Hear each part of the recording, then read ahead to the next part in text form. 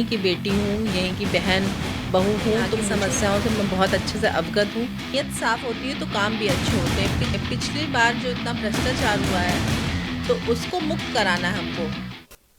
नमस्कार, ABC news में आप सभी का स्वागत है। मैं हूं आपके साथ नेहा। जैसे कि आप सभी जानते हैं कि उत्तर प्रदेश में निकाय चुनावों की धूम हर शहर हर क्षेत्र में मची हुई है और वो किसी भी पार्टी का प्रत्याशी हो, हर कोई अपनी जीत के लिए बड़े बड़े दावों और बड़े बड़े वादों के साथ जनता के बीच जा रहे हैं, जनसभाएं कर रहे हैं और बड़े बड़े वादों के साथ उनका निस्तारण, जो समस्याएं हैं वहां की निस्तारण करने के वादे किए जा रहे हैं।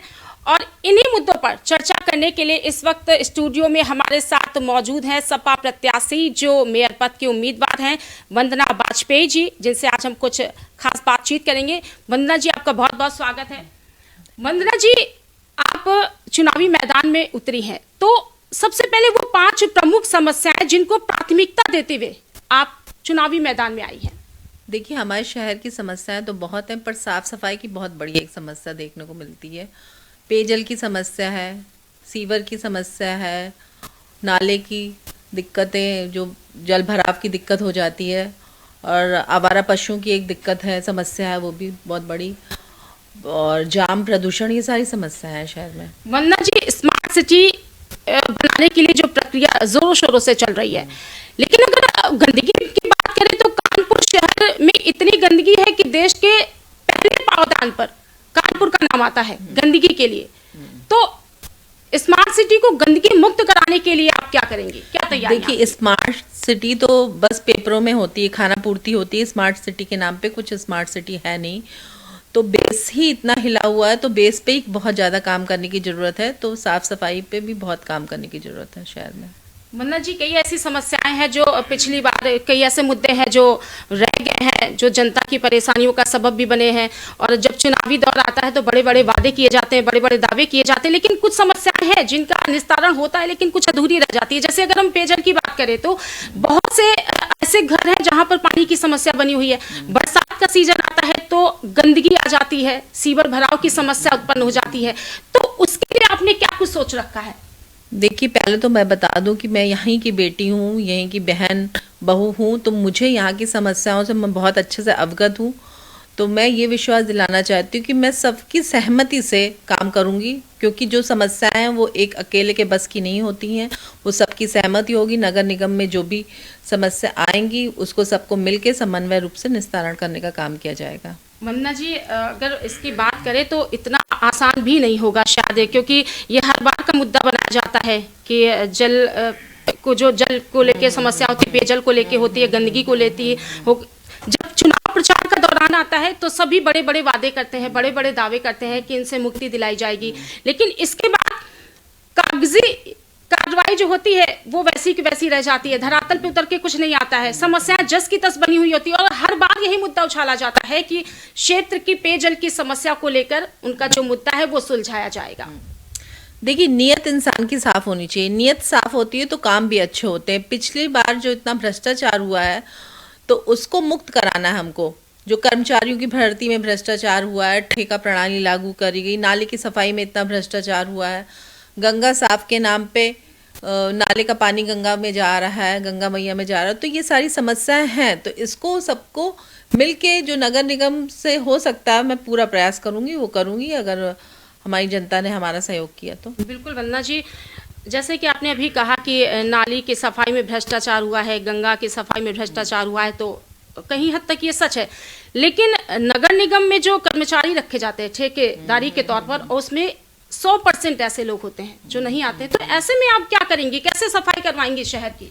देखिए, उनकी जो भी समस्या होंगी वो सुन के उन पे जो उचित काम हो सकता है वो करने का प्रयास किया जाएगा, और ठेका प्रणाली को खत्म करने का भी काम किया जाएगा।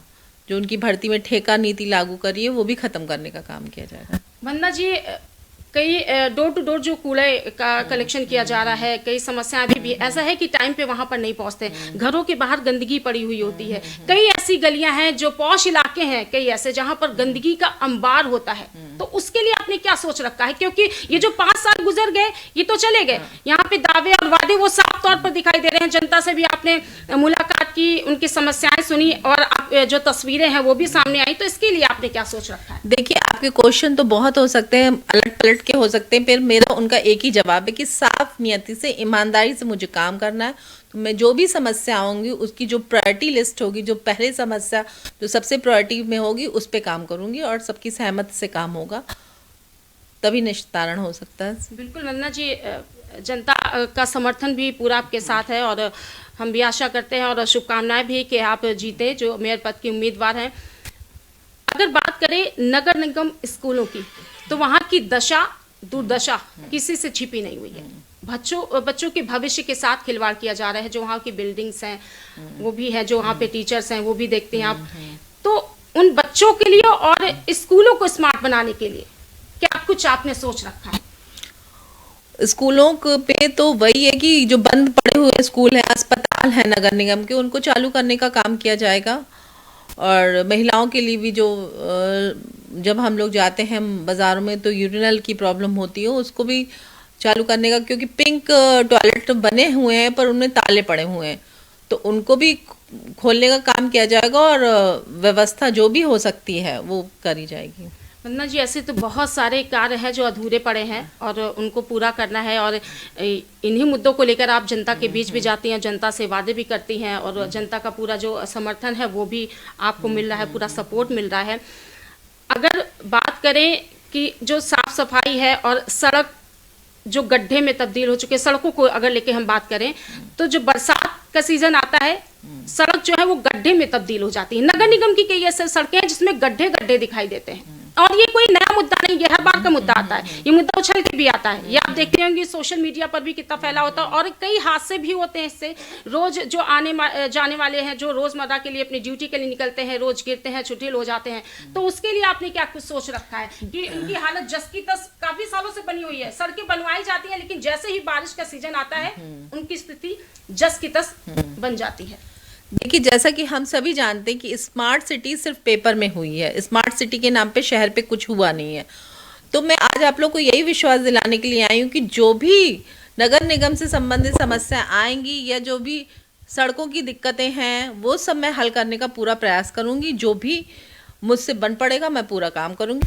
वंदना जी, आपने वैसे लिस्ट तो बहुत लंबी बनाई, जो भी मैंने आपसे सवाल पूछा आपने सभी समस्याओं का निस्तारण करने को कहा कि भ्रष्टाचार हुआ है पिछली बार और इस बार आप के जो अहम मुद्दे हैं उन पे आप काम करेंगी।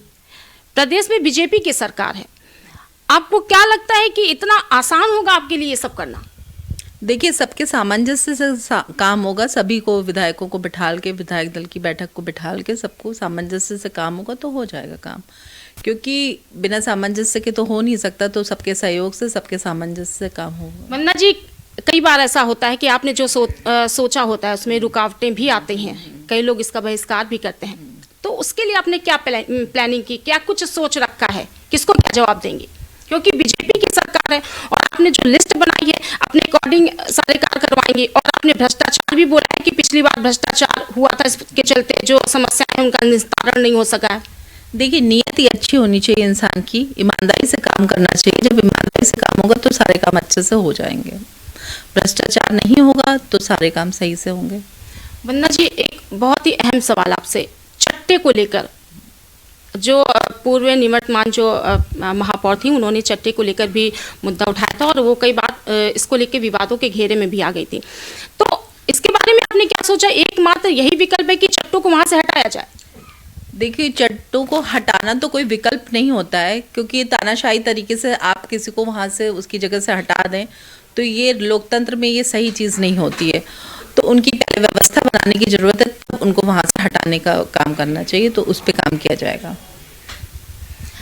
वंदना जी, जैसे कि आपने कहा कि तो इसके लिए आपने सोच क्या रखा है? क्योंकि उन्होंने जो विकल्प दिया था वो था चट्टों को हटाने का। हाँ। इसका विरोध भी हुआ था, पुरजोर विरोध हुआ था, विवादों के घेरे में आई थी, लेकिन आपने इसको लेके क्या सोचा? इस समस्या का निस्तारण कैसे किया जाएगा? उनको पहले व्यवस्थित करने का काम किया जाएगा, उनकी जगह बनाई जाएगी, तब उनको हटाने का काम किया जाएगा। जी वंदना जी, एक सवाल आवारा जानवरों आपके लिए? जैसे आवारा कुत्ते और गाय हैं, जो वो आवारा जानवर शहर में कई जगह देखे जाते हैं, कई बार ऐसे गौशाला बनवाई गई, सब कुछ किया गया, सारी चीज़ें, लेकिन जब हम गली मोहल्लों में जाते हैं, पौष इलाकों में जाते हैं, तो आवारा जानवर वहाँ पे टहलते मिलते हैं। कई बार बच्चों को उससे नुकसान हुआ है, बच्चे घायल हुए हैं, बड़े लोग, बुजुर्ग लोग घायल हो जाते हैं। तो इसके लिए आपने क्या कुछ सोच रखा है? उनके लिए भी जगह बनाई जाएगी जहाँ पे उनको रखा जाएगा, क्योंकि शहर में घूमना तो सही नहीं है, वो तो बहुत से लोगों को नुकसान पहुंचाने का काम होता है, तो उसके लिए भी उनकी व्यवस्था करी जाएगी। वंदना जी, आम आदमी पार्टी का एक नारा है कि house tax half, water tax माफ। इसको लेके वो चुनावी मैदान में उतरे हैं, उनका एक नारा है ये। आपको क्या लगता है, ये जो इनका नारा है, इससे कितना जनता को सपोर्ट मिलेगा? क्योंकि house tax half, water tax माफ, तो आपने इसके लिए देखिए, बहुत बड़े बड़े वादे करना तो बेकार है, तो बेस ही जब पहले सुधारने की जरूरत है। और वाटर टैक्स, हाउस टैक्स, ये भी करने का काम किया जाएगा, इस पे भी काम होगा। वंदना जी, कई आपके सामने टक्कर चुनौती दे रहे हैं, कई लोग हैं, प्रमिला पांडे हैं और कई लोग हैं जो मेयर पद के प्रत्याशी हैं। आपको क्या लगता है कि कितना आसान है आपके लिए चुनाव जीतना? देखिए, मैं अपनी ईमानदारी के बल पे लोगों के बीच में गई हूँ, तो मुझे जनता का पूरा प्यार भी मिल रहा है, तो मैं उसी बल पे आगे बढ़ूंगी और मुझे पक्का पूरा यकीन है कि जनता मेरा सहयोग कर रही है। तो ये थी वंदना जी, जो सपा प्रत्याशी और मेयर पद की उम्मीदवार हैं, तो जिन्होंने जनता से बात की, उनकी समस्याओं को भी समझा और उनकी समस्याओं का निस्तारण करने की भी उन्होंने बहुत पुरजोर वो कोशिश करेंगी शहर को स्वच्छ बनाने के लिए। जो कानपुर शहर की जो भी समस्याएं रह गई हैं, जो पिछले कार्यकाल में नहीं हो पाई, जो अधूरी पड़ी हुई हैं, वंदना जी का कहना है कि अगर उन्हें जनता चुनती है तो वो अपने वादों पे और दावों पे खरी उतरेंगी। जो भी शहर की समस्याएं हैं, छोटी से लेकर बड़ी तक, उसका निस्तारण करेंगी। तो वंदना जी, हमसे जुड़ने के लिए आपका बहुत बहुत धन्यवाद। हमारे स्टूडियो में आई और आपने हमसे बातचीत की, इसके लिए आपका बहुत बहुत धन्यवाद। और हम शुभकामनाएं करते हैं कि आप जीत की ओर आगे बढ़ें और आपकी जीत हो।